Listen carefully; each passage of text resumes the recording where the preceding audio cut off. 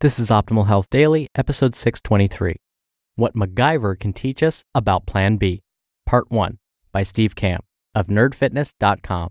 And I'm your host and narrator, Dr. Neil. A very happy middle of the week Wednesday to you, and welcome back to Optimal Health Daily, where I read some of the best health and fitness blogs to you, usually with a little bit of commentary at the end. Now, today's post is a bit on the longer side, so I'll read the first half today and then finish up for you tomorrow.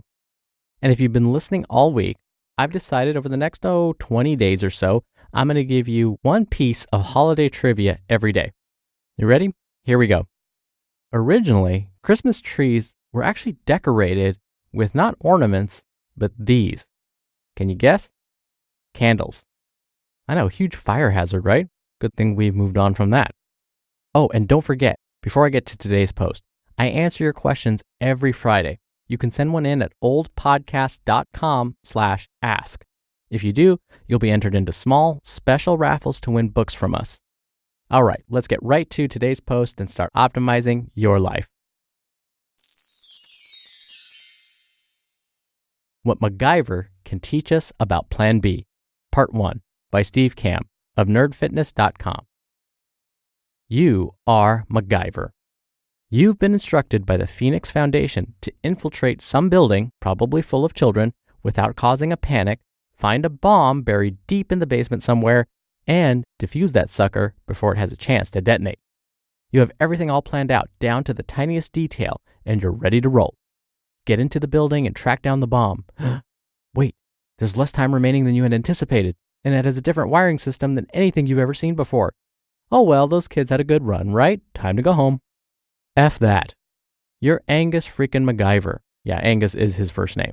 You run your hand through your awesome mullet, quickly assess the updated situation, and then immediately move into Plan B. You grab a piece of chewing gum, a plastic drinking straw, 2 rubber bands, 3 paper clips, and fashion a bomb diffusing mechanism. Less time on the clock simply means a slightly smaller margin for error. Of course, your backup plan works, and the crisis is averted. Mission success. Guys like MacGyver, James Bond, Jason Bourne, and Jack Bauer thrive on Plan Bs. It's their success in smoothly switching gears to these other plans that always keeps them one step ahead of death.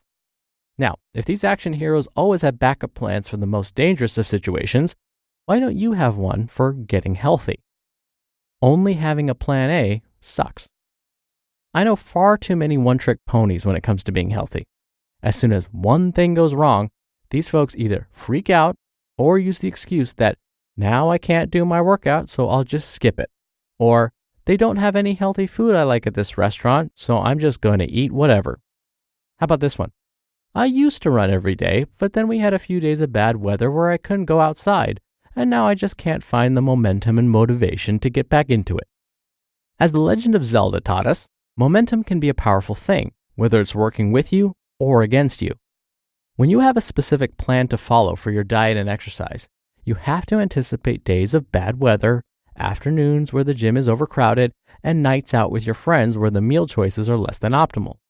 Here's how to MacGyver, yeah, it's a verb, your own Plan B for a few situations that have been known to derail many a success story. Working out in a gym. Working out in a commercial gym can be tough, but for many of us, it's our opportunity to lift weights.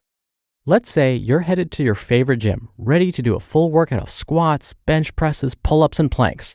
Use only free weights and your body weight because you're smart and you know that weight machines are the devil. One problem. You get over to the squat rack and some juicehead is using it to do 14 sets of bicep curls. You then try the bench press, and that's been taken over by 2 idiots who spend 15 minutes talking between sets.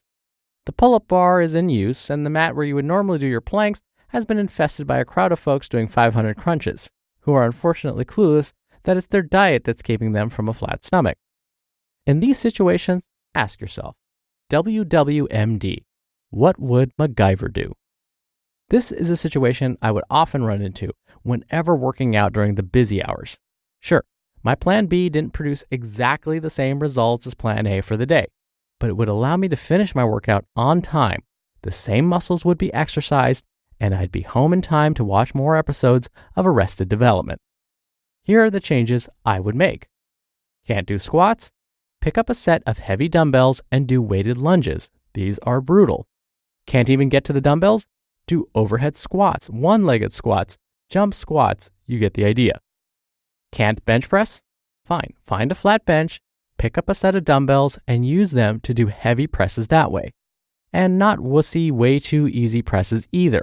Grab dumbbells that will be challenging for you to finish a full set. No dumbbells? Go with dips. No room for dips? How about decline push-ups? Can't do pull-ups? What about inverted rows? Bent over dumbbell rows? Are there other pieces of equipment in the gym that allow you to do pull-ups on them? Use those. No room for planks? Which I doubt. Do full motion crunches on an exercise ball. Or make it a point to do your planks when you get home from the gym before you shower. Every exercise has dozens of alternatives. Rather than waiting around for the perfect equipment in a busy afternoon at the gym, why not make a few adjustments, track your results, and still walk out of that gym on time, drenched in sweat, knowing that your plan B kicked. To be continued. You just listened to part 1 of the post titled, What MacGuyver Can Teach Us About Plan B by Steve Kamb of nerdfitness.com. Dr. Neil again here. I always had a plan B going into the gym because I knew no matter what time I go, off hours, on hours, busiest time, slowest time, the exercises that I want to do, somebody's going to be using that equipment. It never failed. So seriously, I always had a backup workout in mind. What I would actually do is I'd walk into the gym. As I walked in, I would kind of look around, do an assessment. How many people are there? Is there anybody near the machines I want to use? And then I would do my light warm-up. And as I was doing my warm-up, again, just kind of keep my eye on who's using what. Do I have a chance of getting in my deadlifts or my squats, or should I just forget it? And I would think about my plan B. And there were so many times I ended up using my plan B. If I made the time to pack my gym bag in the morning, drive myself over to the gym, have all of my personal care products for my shower afterwards, and then drive back, I'm going to get in a workout, and it better be a good one because I spent all of this time preparing for it. So yes, having a plan B workout is a great idea. All right, before I go, like I mentioned at the top of the show, I answer your questions right here on the podcast every Friday in special Q&A episodes. You can ask me anything related to diet and nutrition, stress management, exercise, and lots more. Just call and leave a message with your question.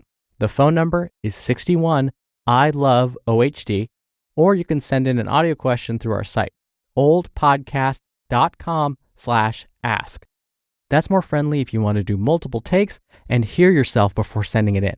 And by the way, if you send in a question, first, you make me super happy, but you're also entered into special raffles to win books every month. All right, that does it for today. Have a great rest of your Wednesday. I'll be back here for tomorrow's show where we'll finish up the latter half of this post and where your optimal life awaits. Hello, Life Optimizer. This is Justin Malik, creator and producer of this show and Optimal Living Daily, the brother podcast of this one. Literally, I'm Dr. Neil's brother.